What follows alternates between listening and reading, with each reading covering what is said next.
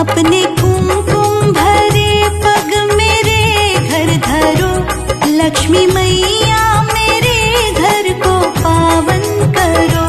अपने कुमकुम भरे पग मेरे घर धरो, लक्ष्मी